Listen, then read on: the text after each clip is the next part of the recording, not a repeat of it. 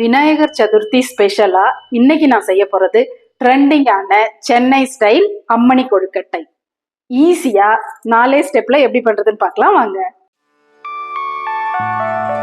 Welcome back to my channel trend with Nisha. தேவையான பொருட்கள்: அரிசி மாவு, துருவின தேங்காய், கருவேப்பிலை, வரமிளகாய், கடுகு, உளுத்தம்பருப்பு, கொத்தமல்லி இலை, பெருங்காயத்தூள், உப்பு, நல்லெண்ணெய், தண்ணி. ஃபர்ஸ்ட் ஸ்டெப்பா நம்ம மாவு பிசைஞ்சிக்க போறோம். அதுக்கு ஒரு பேன்ல 1 கப் தண்ணி எடுத்திருக்கேன். 1/2 கப் ரைஸுக்கு 1 கப் தண்ணி எடுத்துக்கோங்க. இந்த மாவுக்கு தேவையான அளவு உப்பு சேர்த்துக்கோங்க. இது கூடவே கொஞ்சமா நல்லெண்ணெய் இந்த தண்ணியிலே சேர்த்துக்கோங்க. தண்ணி நல்லா சூடாகட்டும்.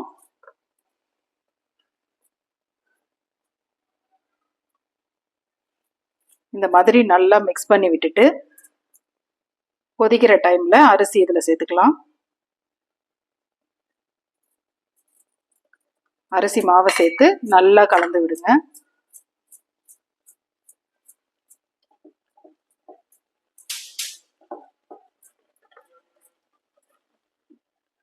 அடுப்பை ஆஃப் பண்ணிட்டு இந்த மாதிரி நல்லா கலந்து விட்டுக்கோங்க.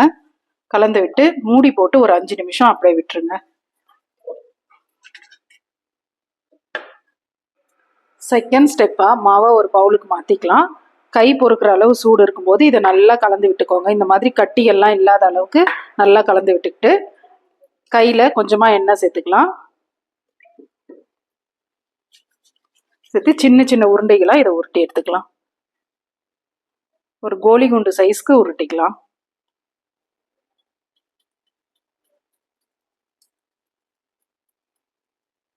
இந்த சைஸ்க்கு எல்லா மாவையும் உருட்டி எடுத்துக்கோங்க.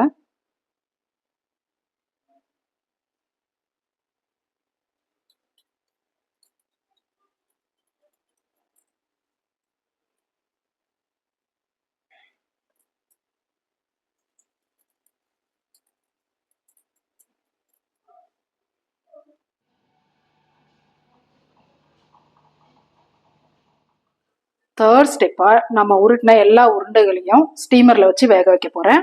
அதுக்கு நல்லெண்ணெய் தடவிருக்கேன், அப்பதான் ஒட்டாம இருக்கும். இப்போ இந்த உருட்டின எல்லா உருண்டைகளையும் இதுல சேர்த்துக்கலாம்.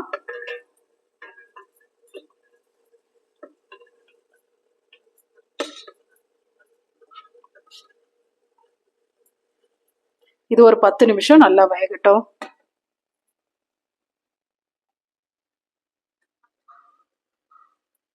உருண்டைகள் எல்லாம் ஒன்னோட ஒண்ணு ஒட்டாம இந்த மாதிரி கண்ணாடி பதத்துக்கு வந்துருச்சுன்னா வெந்துருச்சுன்னு அர்த்தம். இப்போ அடுப்பு ஆஃப் பண்ணிக்கலாம்.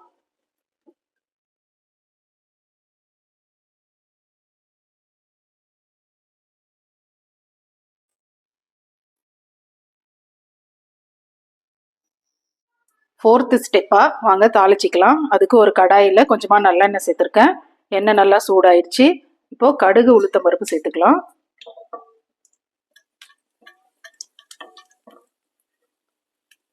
கடுகு நல்லா வெடிச்சு வரட்டும்.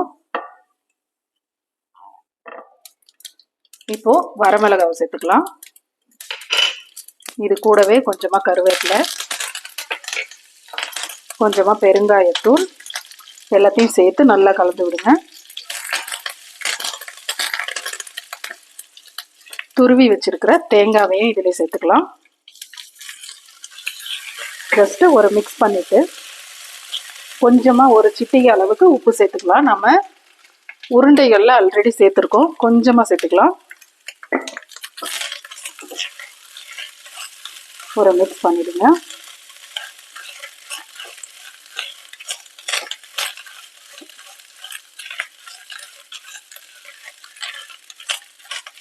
இப்போ நம்ம வேக வச்சு வச்சிருக்கோம் இல்லையா, எல்லா உருண்டைகளையும் இதுல சேர்த்துக்கலாம்.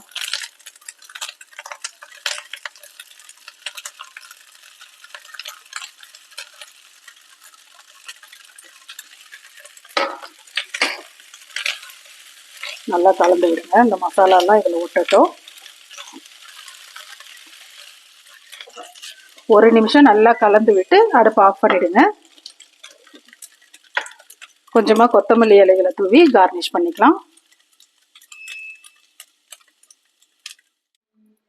ட்ரெண்டிங்கான சென்னை ஸ்டைல் அம்மணி கொழுக்கட்டை ரெடி ஆயிடுச்சு. பார்க்கறதுக்கு நல்ல கலர்ஃபுல்லா, சாப்பிட்றதுக்கு டேஸ்டா இருக்கிற இந்த கொழுக்கட்டைய நீங்களும் செஞ்சு உங்க விநாயகர் சதுர்த்தியை ஸ்பெஷல் ஆக்கிடுங்க. இன்னொரு வீடியோவோடு உங்களை சந்திக்கும் வரை டாடா, பை பாய்.